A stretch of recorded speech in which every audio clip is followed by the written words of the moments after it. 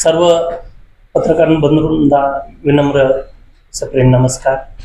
मी मनोज अण्णा मोरे, प्रदेश महासचिव अखिल भारतीय मराठा छावा युवा संघटना महाराष्ट्र राज्य. आज एका खास दिसणाऱ्या आणि न दिसणाऱ्या अशी दोन्हीही विषयावर मी बोलण्यासाठी आपल्या समोर उभा इथे बसलो.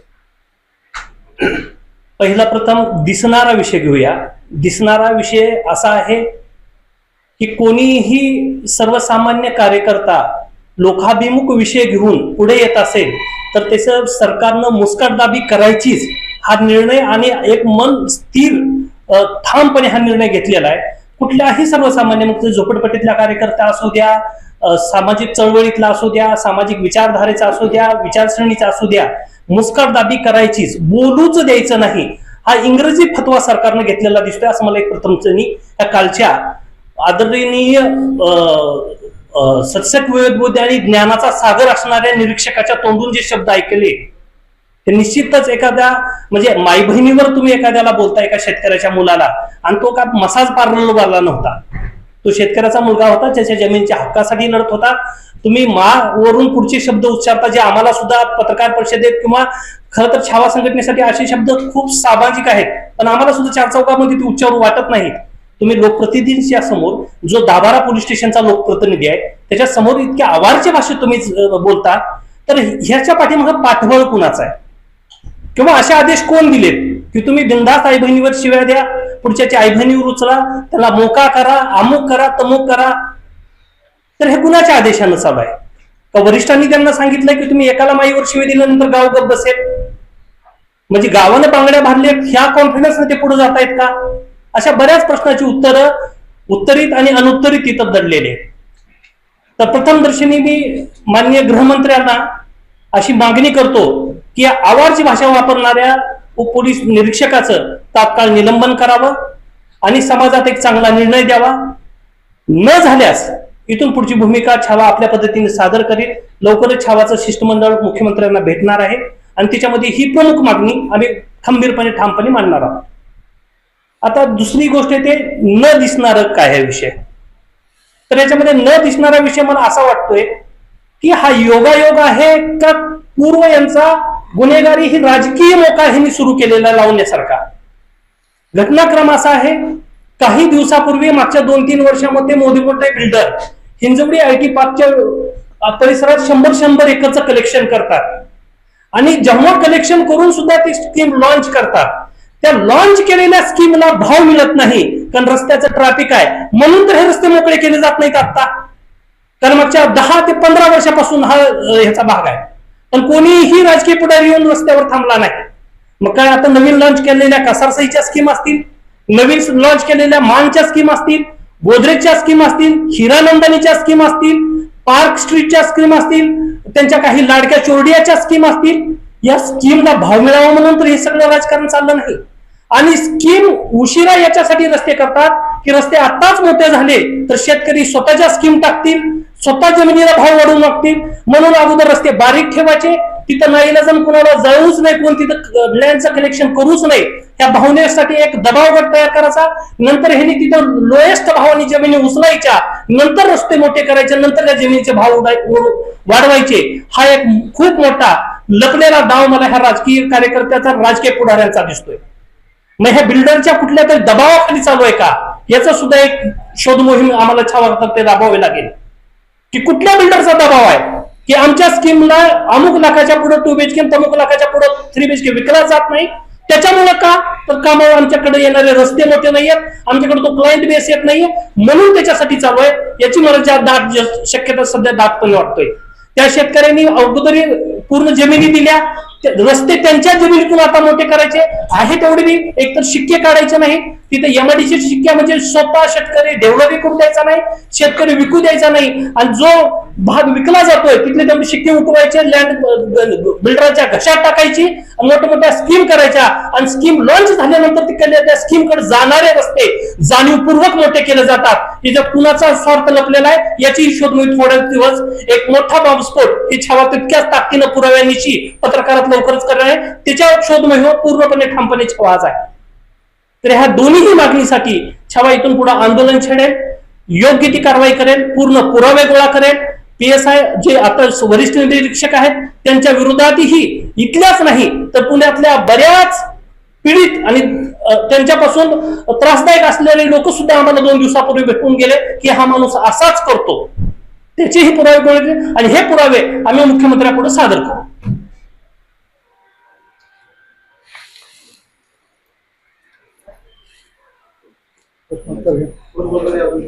नाही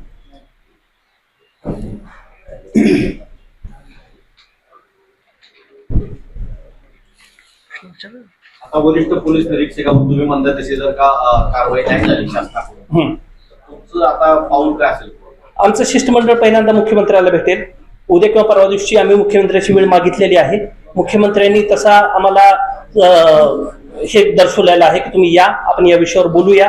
आणि त्याच्यात मागणी जर आम्हाला न्याय नाही मिळाला तर आम्हाला रस्त्यावर उतरणं हे काय छावाला नवीन नाही. खंबीरपणे रस्त्यावर उतरणार, जागोजागी रस्त्यावर उतरणार आणि आयुक्तालयाच्या समोर आणि आयुक्ताच्या गाडी समोर झोपल्याशिवाय आम्हाला दुसरा पर्याय नाही. वरिष्ठ पोलीस निरीक्षकाचं कुठे नाव आपण घेतलेलं नाही, कारण वरिष्ठ पोलीस निरीक्षक म्हणलंयच ना, त्यांचं नाव घेतलेलं नाही.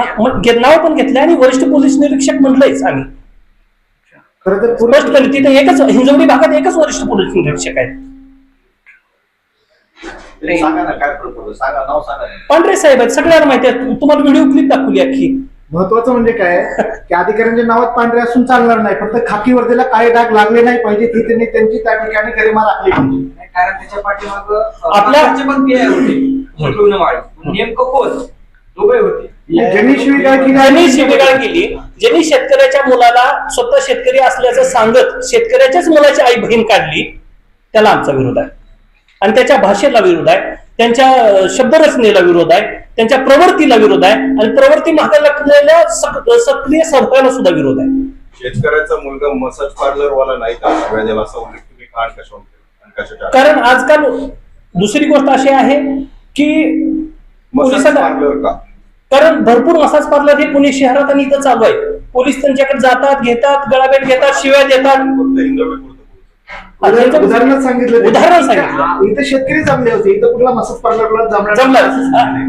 अवैध काम, तुम्ही जी भाषा अवैध कामधंद्याच्या लोकांना वापरली जाते ती शेतकऱ्याच्या मुलाला का वापरली, हा त्याच्या पाठीमागचा उद्देश होता. अवैध गोष्टींना पांढरे साहेब अवैध लोक, तुम्ही अवैध काम करणाऱ्या लोकांना जी भाषा वापरली जाते ती भाषा तुम्ही शेतकऱ्याच्या मुलाला का वापरता? त्यांनी सांगितलं की तिथे जमलेले असं जाणवलं की ते पोचतात माझं. नाही, आम्ही असंही म्हणतो तिकडे गांजावाले आहेत, हे आहेत, ते आहेत, सगळेच आहेत. अख्ख्या पुण्यात पिंपरी चिंचवडमध्ये असं एकही ठिकाण नाही, पिंपरी चिंचवडचं एकही गल्ली नाही ज्या गल्लीमध्ये अवैध धंदा चालत नाही. आज मी म्हणतो तर 10-15% तर पोलिसच गुटखा खातात आणि हे पोलिसांनाही माहिती आहे, तुम्हाला पत्रकारांनाही माहिती आहे. संघटनेचे काय मत आहे किंवा काय करणार नाही, छावा संघटना याच्या अगोदर ही आम्ही 2-3 वेगवेगळ्या वेळोवेळी चोबे साहेब आणि पुणे शहर आयुक्त यांना सुद्धा बऱ्यापैकी निवेदन दिलेले आहेत, पण निर्ढवलेले कातडे आहेत. त्यांचा मूलभूत अधिकार हा त्याच्यातून पैसे घेणं हा आहे असं मला आज तरी वाटतंय. म्हणजे लोकांना न्याय देण्यापेक्षा हे आपल्याला मेन काम म्हणजे कलेक्शनचं दिलेलं आहे, कदाचित हा त्यांचा स्ट्रॉंग पॉईंट असू शकेल. आता आणि लोकांनाही त्याची सवय झाली आहे. आता कसं काही गोष्टीवर कोणाला, जसं मी आता गुटख्याचं म्हणलो, काही माहित नाही, सगळ्या पत्रकारांना माहिती आहे, सगळ्या राजनेत्याला माहिती आहे, सगळ्या अधिकाऱ्याला माहिती आहे. मटका, गुटखा आणि गांजा हा गल्लोगल्ली विकला जातोय, कुणालाही काही घेणे देणे नाही आणि ही गोष्ट सगळ्यांना नवली वाटत नाही. म्हणजे हे निर्ढवलेलं आणि गेंड्याच्या कातडीचा विषय झालेला आहे. पत्रकार परिषदेपूर्वी हिंजवडी पोलिसांनी आपल्याशी संपर्क साधला होता असं आम्हाला कळलेलं आम्हाला. तर त्या बोलण्यामध्ये नक्की धमकी वगैरे दिली काय? पत्रकार परिषदेपूर्वी मला स्वतःला कुठल्याही हिंजवडी पोलीस स्टेशनच्या किंवा कुठल्याही पोलिसांनी कसलाही संपर्क साधलेला नाही. आम्हाला आमच्या सूत्रानुसार माहिती मिळाली की आपले जे पदाधिकारी आहेत त्यांना नाही, मला कसल्याही प्रकारचा कुठल्याही पोलिसांचा किंवा पोलीस कर्मचाऱ्याचा सुद्धा कसलाही फोन आलेला नाही.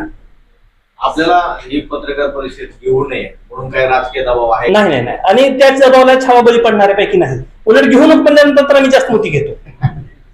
ती छावाच्या रक्तात नाही, आम्हाला दमवाला काहीच नाही. आम्ही सगळे लंगाड आहोत आणि रस्त्यावरचेच लोक आहोत. सध्या घडलेला प्रकार स्थानिक आमदाराच्या समोर घडला तरी पोलिसांचा ऐकत नाही. याच्यानंतर आम्ही स्थानिक आमदाराकडे जाणार आहोत, त्यांना त्यांच्या स्वाभिमानाच्या गोष्टी आम्ही विचारणार आहोत. सर, आपला स्वाभिमानाला काही वाटलं नाही का की आपल्या कार्यकर्त्यासह समोर आहे आणि तुम्ही पोलीस स्टेशनच्या विषयावर तर बोलताच आहात, ही मोठी गोष्ट आहे. पण मी जो दुसरा विषय बोललो की हे रस्ते का मोकळे केले जातात, आत्ताच का केले जातात, यावेळेसच का केले जातात, आणि आता पुन्हा पुन्हाच्या स्कीम लॉन्च होतात तिथं, हा सुद्धा शेतकऱ्यावरचा खूप मोठा अन्याय आहे. आणि शेतकऱ्याच्या तिथं पडलेली शिक्के आहेत ते काढण्याविषयी सुद्धा शेतकऱ्याचा लय मोठा अन्याय. हाही विषय आमच्यासाठी तेवढाच गरजेचा आहे तेवढं पोलीस काय येतील जातील 2 दिवसात बदली होईल ह्याच्यासाठी काही हिंजवडीचं भलं होणार नाहीये. त्यांनी जे केलंय ते चुकीचंच आहे. पण आमचा मूळ मुद्दा आहे ते हिंदूची ग्रामस्थावर आणि शेतकऱ्यावर झालेल्या प्रशासकीय आणि एमआयडीसी कडून झालेल्या अन्यायाचं सुद्धा. हा प्रश्न तुम्ही जे एकदा चौबे साहेबांना विचारला पाहिजे. बोडकेवाडी मान ह्या शेतकऱ्यावर सुद्धा खूप मोठा अन्याय झालाय आणि एमआयडीसीनेही केलेला आहे, प्रशासनाही केलेला आहे, पीएमआयडी केलेला आहे. त्या संदर्भात आपण तक्रार केली का? तक्रारी अर्ज केलेला आम्ही 2 दिवसामध्ये म्हसे साहेबांना भेटणार आहोत. पण गोष्ट अशी झालेली आहे की इतके मोठे माशी त्याच्यामध्ये इन्व्हॉल्व आहेत की ही पीआय म्हणा, आयुक्त म्हणा, पोलीस प्रशासकीय अधिकारी म्हणा, हे त्याच्यापुढे खूप चिल्लर आहे. कोण आहे नाव सांगा, नक्की कोण आहे?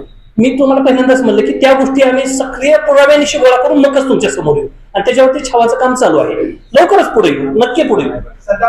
आता प्राथमिक माहितीवरती नाव घेऊन त्याच्यावरची हवा काढून घेण्यात मजा नाही. म्हणजे थोडक्यात तुमचं असं म्हणलं की हे जे कारवाई चालू आहे आणि जे काही चालू आहे हा.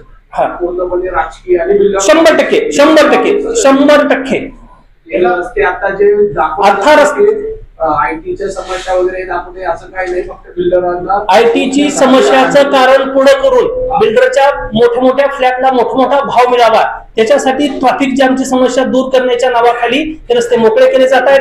ज्या कुठलाही परतावा न देता त्या शेतकऱ्याच्या जमिनी बळकावल्या जात आहेत. शेतकऱ्याला आतापर्यंत कुठलाही त्यांनी ठामपणे, मला काय म्हणायचं, एक साधी गोष्ट आहे, जसं ते शेतकऱ्याला रस्ते पास करतात, मला सांगा आयुक्त कलेक्टर एक मिटिंग घेऊन शेतकऱ्याला काय देणार त्याचं परिपत्रक घेऊन तुम्ही शेतकऱ्याला वाचून दाखवू शकत नाही ग्रामपंचायतीमध्ये? कुठं आहे, कुणाकडे रिटर्न मध्ये कोणीही दिलेलं नाही. जेव्हा शेतकरी तिथं भांडतो तेव्हा ती म्हणतात ह्यांना काय द्यायचं सांगा.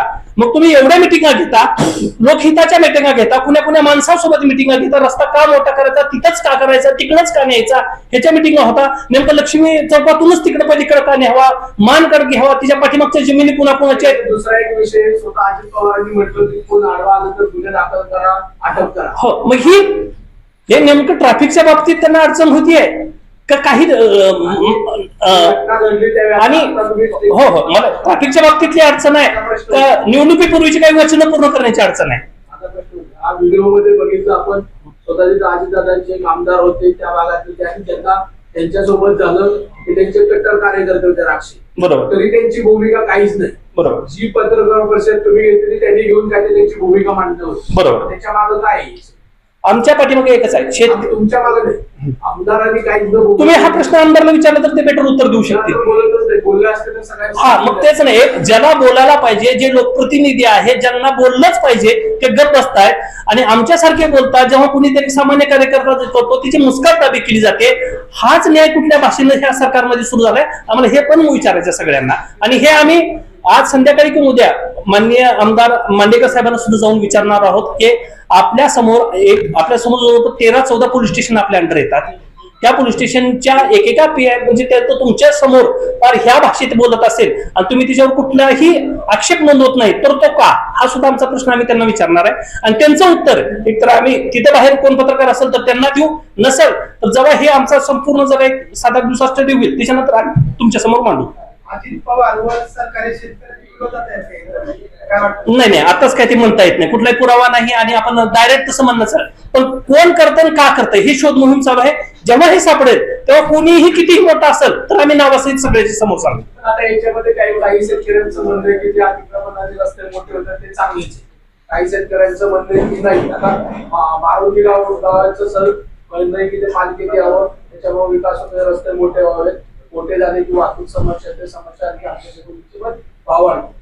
काही लोकांचं म्हणणं असेल. आता या दोन्ही भूमिका वेगवेगळ्या आहेत शेतकऱ्यांच्या.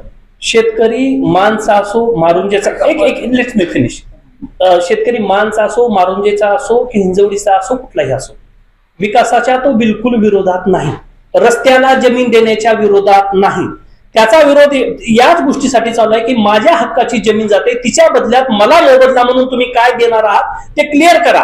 तुम्ही जसं टेप घेऊन तुमचा रस्ता क्लिअर करताय, त्या गेलेल्या माईच्या बदल्यात, गेलेल्या जमिनीच्या बदल्यात मला त्याचा मोबदला काय देतं हे का क्लिअर करत नाही, एवढ्या ह्या गोष्टीला या मागणीपोटीच त्याचा विरोध आहे. आता प्रश्न तुम्हाला, शेतकऱ्यांसाठी तुम्ही लढताय 100%.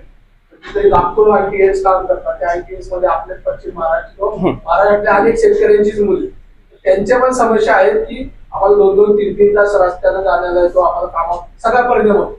त्यांच्यासाठी तुमची काय भूमिका आहे का? बरोबर, त्यांच्या सोबत सुद्धा आमची चांगली भूमिका आहे. रस्ते मोकळे झालेच पाहिजे, इंडस्ट्री टिकलीच पाहिजे. आमचं म्हणणं एवढंच आहे की ज्याची जमीन तुम्ही आज घेताय उद्याच्या विकासासाठी, त्या लेकरा बाळाला आज काहीतरी द्या, तर नंतर तुम्ही जो कोणी त्याला रस्त्याला तो जिम्मेदारी घेतोय का की हे पैसे या दिवसापर्यंत तुम्हाला मिळतील, किंवा हा मोबदला, हे लेटर. किती जणांचे पिंपरी चिंचवडमध्ये जुने रस्ते गेलेले अजून काही लोक TDR साठी मागतायत, आणि बऱ्याच जणांनी TDR किंग सुद्धा झाले ह्याच्या नादात. मग हाच तमाशा परत करायचा आहे का की नंतर तुम्हाला काय TDR मिळणार नाही, आमच्या घेतो, आमच्या हे घ्या, 2 रुपये 5 रुपये जावा घरला, आम्ही TDRचं बघून घेतो. हाच परत रिपीट जो फसवणुकीचा तमाशा पिंपरी चिंचवड महापालिकेत काही काळापूर्वी झालेला आहे, तोच परत होऊ द्यायचा आहे का तिथं पण, की TDRच्या नावाखाली गंबाळ करायचं, ते शेतकऱ्याला खड्ड्यात कोमाचं, तुमच्या 4 व्हीलर 8 व्हीलर 1.5 कोटी 2 कोटीचे पॅकेज भाऊ द्या, आणि ती शेतकऱ्याची कशी काशीत घालायची तशी घालू द्या. हे करायचं का तुम्हाला त्यांच्या विकासासाठी? सर्वप्रथम इथं उपस्थित सर्व पत्रकार बांधवांचे आणि अखिल भारतीय छावा संघटनेचे सर्व पदाधिकारी आणि मान हिंजवडी भागातील जे काही अन्यायग्रस्त शेतकरी आहेत इथे उपस्थित आहेत, त्या सर्वांचं स्वागत करतो. अखिल भारतीय छावा संघटनेची कायमच भूमिका असते की शेतकऱ्यांचे प्रश्न असो की दिनदुबळ्यांचे प्रश्न असो की कुणावरही अन्याय झाला तर आम्ही नक्कीच त्या ठिकाणी निषेध व्यक्त करतो. आणि म्हणून आज आपण इथे उपस्थित यासाठीच आहोत की मुजोर शासन आणि डॅश खोर अशी शब्द वापरणारे पोलीस प्रशासन यांचा आम्ही जाहीर निषेध व्यक्त करतोय. कालचा जो व्हिडिओ आपण सर्वांनी पाहिला, यामध्ये असं दिसून येतं की तिथले लोकप्रतिनिधी असलेले, आमदार असलेले व्यक्तिमत्व समोर असताना सुद्धा तिथले अधिकारी त्यांच्या समोर त्या ठिकाणी अशी शब्द उद्गारतात. आणि यातून एकच दिसून येतं की पोलीस प्रशासन सध्या शासनाच्याही पुढे गेलेलं आहे. आणि खरं तर आपण पाहिलेलं असेल की लोकप्रतिनिधी आणि लोकांमध्ये जे वाद झाले त्यावेळेस अधिकारी वर्ग कामामध्ये असतो आणि म्हणून प्रशासनावर कुठेतरी त्या ठिकाणी छाप असते. म्हणून जर आपण बघितलं असेल की याच भागामध्ये एक पिक्चर निघाला होता नाशिक पॅटर्न, याच्यामध्ये त्या अधिकाऱ्यांची भूमिका अशी होती की गुंड प्रवृत्ती संपवायची. खरं तर नसताना सुद्धा तो पिक्चर हिट केला, ती भाग वेगळा. परंतु आज जर बघितलं गेलं तर अधिकारीच गुंडांची भूमिका करतात. मग असं मी म्हणेल की जर कोणी गुन्हा असतील तर त्यांनी सांगण्यात घ्यावं आणि ही सगळी भूमिका अधिकाऱ्यांकडे घेऊन टाकावी, म्हणजे पोलीस प्रशासनाला काम करायला खूप सोपं होईल. खरं तर त्यांचे जे काही शेतकरी आहेत त्यांच्या अगोदरच जमिनीचे किंवा त्या स्थानिक लोकांचे जे काही फसवणूक असेल किंवा त्यांच्या अन्याय असेल यावर वाचा फोडण्यासाठी तर मोर्चा किंवा ते आंदोलन त्या ठिकाणी शांततेच्या मार्गाने, पण त्याला एक वेगळंच वळण दिलं गेलं. खरं तर मी अखिल भारतीय छावा संघटनेचा शिक्षक जिल्हा म्हणजे पुणे जिल्ह्याचा शिक्षक संघाचा मी त्या ठिकाणी अध्यक्ष आहे. आणि MPSC-UPSCच्या माध्यमातून अधिकारी घडवताना अधिकारी कसे असावेत, एका चांगल्या व्यक्तीचं वाक्य आहे की your action is inspired to other, dream more, learn more, do more, become more, you are leader. प्रतिनिधी कसा असावा तर त्याच्याकडे बघून असं वाटलं पाहिजे की मला अधिकारी व्हावं. आमच्या मराठवाड्यामध्ये अनेक शेतकऱ्यांच्या मुलांचं स्वप्न अधिकारी होण्याचं आहे. अनेक अधिकारी सुद्धा या भागामध्ये जे येतात त्यांचं आपण नक्की स्वागत करतो. तर त्यांचा जो आदर्श आहे तो आता विद्यार्थ्यांनी काय म्हणून स्वीकारावा, अशी शब्द त्या ठिकाणी अभ्यासक्रमामध्ये घ्यावेत का, डॅश स्कोर, डॅश चूट अशी शब्द त्या ठिकाणी अधिकाऱ्यांनी वापरणं म्हणजे प्रथम काय खूपच त्या ठिकाणी निंदनीय आणि अशोभनीय आहे. आणि म्हणून आज आपण या पत्रकार परिषदेच्या माध्यमातून जनजागृती करतो की कुठलेही अधिकारी असतील किंवा अशा अधिकाऱ्यांना नक्की कोण खतपाणी घालते. यांच्या जर बघितलं गेलं तर पिंपरी चिंचवड किंवा पुणे या औद्योगिक भागातच याच अधिकाऱ्यांच्याही बदल्या इथेच होतात. ते महाराष्ट्रात अशा अधिकारी जर अंगाला धक्का लावला म्हणणारे अधिकारी जर नक्षलवादी भागात जर टाकले आणि त्यांच्या अंगाला धक्का लावला तर नक्कीच ते नक्षलवाद्याचा कडकड बंदोबस्त करू शकते. या अधिकाऱ्यांनी अशा ठिकाणी पाठवलं पाहिजे. आणि म्हणून जर काय बघितलं गेलं तर आज औद्योगिकरणामध्ये इंटरनॅशनल कंपन्या, नॅशनल लेवलच्या कंपन्या या हिंगोली परिसरात आहेत आणि इथलचे अधिकारी अशी गावठी गुंडांसारखी भाषा बोलतात. खरं तर या शोधून आहे. तर आपण बघितलं असेल काल हाच भाग नाही तर संपूर्ण महाराष्ट्रामध्ये आज असं वातावरण आहे की आपल्याला दिसून येतं की पोलीस प्रशासनावर कुठेही त्या ठिकाणी रचक नाहीये. मग आपण शासनाच्या वगैरे थोडं सांगूयात. काल जर बघितलं गेलं असेल तर निवडणूक आयोगाच्या डेटा संदर्भामध्ये राहुल गांधींनी काही भूमिका मांडल्या त्यावेळेस आपल्या महाराष्ट्र राज्याचे मुख्यमंत्र्याची, गृहमंत्र्याची अशी भूमिका होती की राहुल गांधीच्या डोक्यातली चीप बदलावी. पण मला म्हणायचं की जर ह्यांच्याच बोलण्यातून हे समजून येते की डोक्याची बदलता येते, तर नक्कीच काही पोलीस अधिकाऱ्यांच्या डोक्याची बदललेल्या आहेत का, ते अशी भूमिका का घेतात? सुरज चव्हाण सारख्या व्यक्तीला पाठवला जाणून देतात, इथं अधिकारी त्या ठिकाणी आमदारापेक्षा वरची भूमिका वजन भूमिका त्या ठिकाणी मांडतात. माझ्या काळामध्ये आपण बघितलं असेल अधिकाऱ्यांनी घड्याळ आणले होते, पण असा अधिकारी वापरायचे की घड्याळ नाही घेतली तर काय होईल, कारण काहीतरी त्याच्यामध्ये आहे का असं शब्द यायचा. तर तसं काही चीप बदललेत का? अधिकाऱ्यांच्या या भूमिका पाहता नक्कीच त्या ठिकाणी आपल्याला सर्वांना अनेक संघटना असतील, परंतु अखिल भारतीय छावा संघटना याबद्दलचे प्रश्न मांडणार, शेतकऱ्यांचे दिनदुबळ्यांचे प्रश्न मांडणार, शासनाशी पोलीस प्रशासनाशी भांडणार आणि वेळ आले तर रक्त सुद्धा सांगणार, हे आम्ही दाखवून दिले. विजयभाऊ गाडगे यांनी आपलं रक्त सांगलं नाही, हे फक्त शेतकऱ्यांच्या प्रश्नांवर हेही अखिल भारतीय छावा संघटनेने दाखवून दिलं आहे. आणि म्हणून आमची एकच भूमिका असणार आहे की पोलीस प्रशासनाने किंवा शासनाने नक्कीच अन्यायकारक किंवा कुठल्याही घटकावर अन्याय अशी भूमिका घेऊ नये. जर तुम्ही वाक्य बघितलं असेल की पोलीस स्टेशनवर गेलं तर सदरक्षणाने खरं निघलं नाही, आता खरं नक्की या काळ अधिकाऱ्यांच्या वाक्यातून आपल्याला जाणवते का ही भूमिका आहे चांगल्याशी चांगली किंवा वाईटाशी वाईट वाटतं? नक्कीच ही भूमिका नाहीये. आणि म्हणून आपण या ठिकाणी आज या सर्वांचा निषेध व्यक्त करतो आणि पुढील भूमिका आम्ही सर्व पदाधिकारी असतील किंवा त्या भागातील सर्व शेतकरी असतील या सर्वांना जोडून कशा पद्धतीने अशा प्रशासनावर आदरपूत करायचे, कशा पद्धतीने यांना त्या ठिकाणी या वागणुकीला कसं उत्तर द्यायचं हे आम्ही ठरवलं आहोत. यापेक्षा भूमिका आमची असताना आपण गप्प का होता? आपण हे पत्रकार बंधूंना माझी विनंती की आपण तो प्रश्न विचारावा. आताच आपण म्हणाले की राजकीय आणि बिल्डर यांच्या दबाव म्हणजे यांच्या संगणमताने किंवा यांना मिळून हे पोलीस गावकरी मंडळीवरती दबाव टाकण्यावर खरंच हे आमदार त्यात असलं आहे. नाही, मलाही माहित नाही, ते असल्याशिवाय मी स्पष्टपणे बोलू शकणार नाही. कारण राजकीय म्हणलं की बिचारा एका आमदारच असं नाही, बरेच राजकीय पुढारी असं एकाला म्हणलं तर तोच आहे असं नाही. त्याच्यात हे ते आमदार आता आलेत, पण तिथल्या लँड कलेक्शन वगैरे हा विषय खूप जुना आहे. का कुणी कसा केला हे बोलावं लागेल. आताच कुणाला पटकन आरोपीच्या पिंजऱ्यात उभ्या करणं ही छावाची कार्यपद्धती नाही. पण जर खरे आरोपी असेल तर त्याला लपवणं हे आमच्या रक्तात नाही. पोलीस बळाचा वापर केला जातो. नाही नाही, ते एका गोष्टीसाठी फक्त बाजूला पोलीस बळाचा वापर असं काही नाही की त्यांनी पोलीस आणून लाट्या काट्या मारल्या, त्याच्यातला एक विषय नाही. फक्त तिथं असं का वागले आणि त्यांच्या तोंडून असा अपशब्द का निघाला आणि त्या अपशब्द निघाल्याबद्दल काय कारवाई करणार एवढा साधा शब्द आहे. त्यात काही असं काही त्यांनी कुणाच्या घरी जाऊन दमदाटी केलेली नाही. निलंबन आणि त्याच्यासाठी आम्ही मुख्यमंत्र्यांची एक 3 दिवसानंतरची बुधवार किंवा गुरुवारची ज्या दिवशी कॅबिनेट असेल त्याच्या दुसऱ्या दिवशी वेळ मागतोय, त्याचे हे आम्हाला उद्या कन्फर्मेशन येईल. मी आता सांगितलं बऱ्याच मोठ्या बिल्डरांचे सांगितलं अशी काही तुमच्याकडे आकडेवारी आहे का? किती मोठ्या म्हणजे 50 एकर 100 एकर आहेत सर, तुम्ही जा ना त्या रोडला, तुम्ही फिरलात कुणीही सांगा. बरेच बिल्डर आहेत, एकाचं नाव घेतलं तर दोघांचं राहील. बऱ्याच गावांची नाव घेतली त्यांच्यासाठीचे सगळं चालू. त्याच्यात काही नावं आहेत की असे आहेत. चोरडिया म्हटली, गोदरेज आहे, हिरानंदानी आहे, यांचं लँड कलेक्शन आहे तिथं. लँड कलेक्शन राजकीय लोकांनीच करून दिले असं काय नाही, त्याचा शोध घेतोय आम्ही. माझा शब्द होतो की त्याचं लँड कलेक्शन का झालं, कुणाच्या मार्फत झालं, कसं झालं, कोणी केलं आणि आणखीन कुणाचं तिथं चालू आहे आणि त्याच्या स्वागताची ही पूर्वतयारी तर नाही की.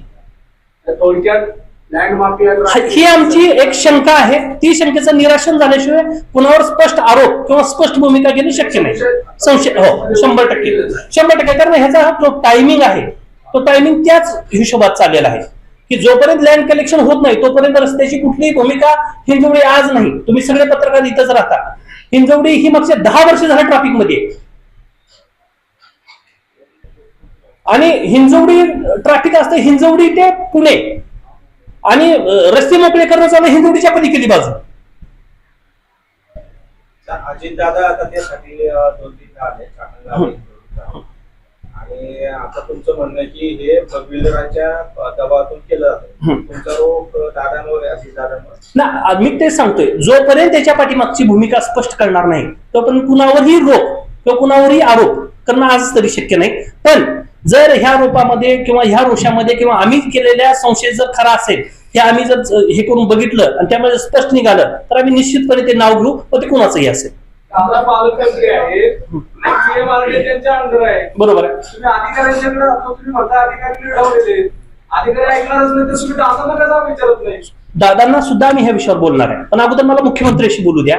कारण पीएमआरडी वगैरे सगळ्या गोष्टी दादापेक्षा मुख्यमंत्र्यांच्या आधिपत्याखाली जास्त येतात. गृहविषय त्यांच्या आधिपत्याखाली येतं. नगर विकास मंत्री दादाशिवाय पान हालत नाही, सगळ्यांना माहिती आहे ना. तुम्ही ऐकलं असेल दादांनी काल सांगितलं की मी पालकमंत्री झाल्याचा पश्चाताप करतो. हो, असं तो वेगळा नाही. खरं वाटलं का तुम्हाला? खरं नाही वाटलं. खरं नाही वाटलं. प्रशासन हाताळायचा जो भाग आहे तर तो त्या ठिकाणी जमत नाही का? हा प्रश्न आहे आमचा. जोडी परिसरात चर्चा अशी आहे की अजितदादांनी त्यांच्या आमदारांना पोलीस यंत्रणेला सांगितले सामनाखंड काही वापरा पण कारवाई झाली पाहिजे. तेव्हा आमचं म्हणणं की तिथं एक मुख्यमंत्री सामदाम दंडबंद म्हणजे शिव्या द्यायचे हा प्रकार असेल. मग आम्हाला तेच म्हणायचंय. त्यांच्या नावाची चर्चा चालू आहे ना. मग त्याच्यावर- नाही नाही, तेच आम्हाला दादांना पण हे विचारतो आम्ही की तुम्ही खाली त्यांना शिव्या देण्याची परवानगी दिली आहे का? कुठल्याही कायद्यात न बसणाऱ्या गोष्टीची धमकी देण्याची परवानगी दिली आहे का? आणि आम्हाला पीआयला सुद्धा विचारते की कुणाच्या सांगण्यावरून तुम्ही धमकी दिली, त्यांना विचारू. हिंजवडीमध्ये विकासाच्या नावाखाली काही घोटाळे चालू आहेत सध्या. म्हणजे तुम्हाला नेमकं कुठल्या घोटाळ्याचं म्हणायचं आहे? सगळेच घोटाळे नाही नाही असं नाही. घोटाळे म्हणल्यावर हा घोटाळे चालूच आहे.